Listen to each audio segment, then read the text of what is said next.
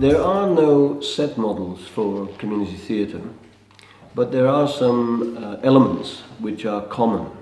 For instance, if you're going to perform stories which come from a particular community, then it makes sense to perform those stories maybe in the locations where they happened.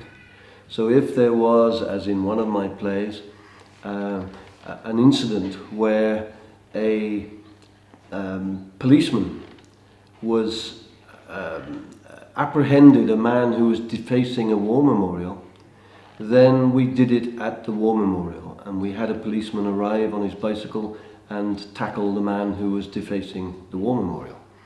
So that's one characteristic, that you try and perform the real stories that happened in the places where they happened. Another element is that you try and involve a lot of people. Some plays, for instance, a monologue or a small cast play, might involve a very small cast, a very small technical team, etc. But in community theatre, you try to involve an appreciable number of people. So the record for me is something like 180 people from the community involved in making the theatre. It's also a community endeavour. It's not just a closed shop between a director and some actors.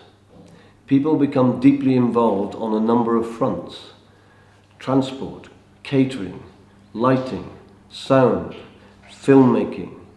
There's so many aspects to community theatre where other people who don't necessarily act can become involved in the process. And what happens, of course, is that people meet one another, work with one another, and get to know one another. And that enriches community.